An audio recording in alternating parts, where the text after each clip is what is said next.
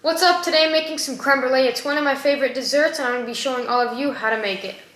Okay, first thing we're going to do to start it is cut up this vanilla bean. It's in a pretty fancy bottle. These things are quite expensive and the smells coming off of these things are crazy. What we're going to do, we're going to slice this in half and we're just going to take our knife from one end. We're going to slide it through and get all those little things right out of there.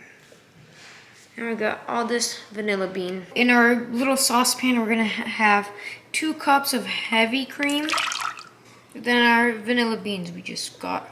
And while the heavy cream is warming up with the vanilla beans, you can also use vanilla extract if you don't want to get the vanilla beans. And meanwhile, while that's heating up, we're gonna separate 6 eggs. We're gonna get 2 pans, so this one will be for the yolks, and this one will be for the shells and whites. So we're just gonna crack it open here. And what we're gonna do, we're gonna take the egg, we're gonna crack it in half. And we're gonna try to not puncture the yolk. We're gonna get the yolk onto our hand. And we're just gonna let the whites just drip right off until you're just left with the pure yolk. Just drop it into your bowl. You tilt it over, you can see there's just a little coating on the pan, and that's perfect for how much you need to do it for. And then into our pot of 6 yolks, you can see once both all dropped it, we're gonna do half a cup of sugar. We're just gonna mix it until it's basically almost like a liquid.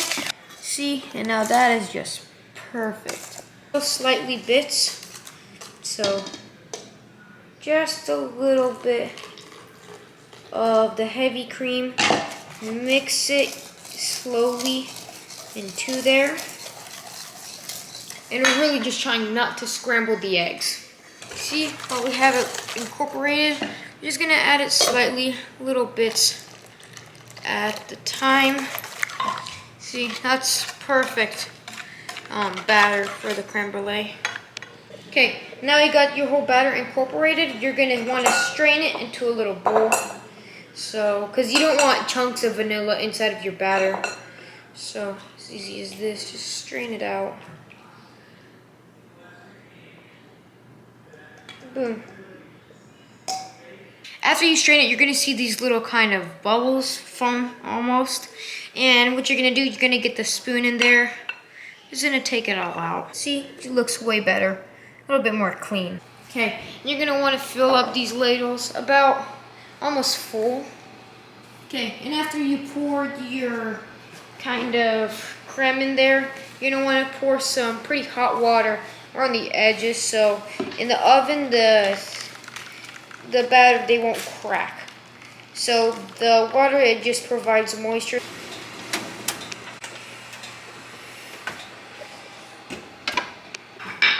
Okay, so after you put these in the oven, you want to take them out and let them sit in a cooling rack for a little bit. And then after you let them sit in there, you want to put them in the fridge for about 30 minutes to an hour so it gets cooled and the sugar will really set onto here. After you have your crème brûlée cooled, you're going to want to get some sugar, preferably raw sugar, because raw sugar is going to give it more of a thicker coat on top and instead of a little thin one with pure sugar.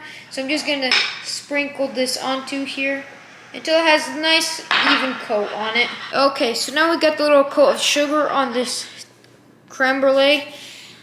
We're gonna get our torch and we're gonna caramelize this sugar. Okay, so I kind of overdone it on this thing. So done torching it up, just use some sugar.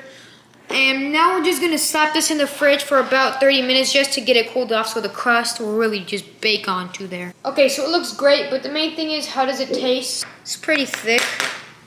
Just go ahead right in.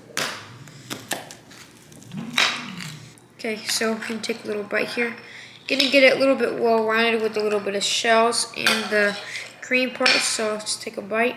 Okay, I would count that as a pretty good success. We made some very good dessert, and if you guys want to make it along yourselves, all the ingredients and amounts will be listed as the video goes, and the temperatures and cooking time. So that's basically it for today, and I hope you guys like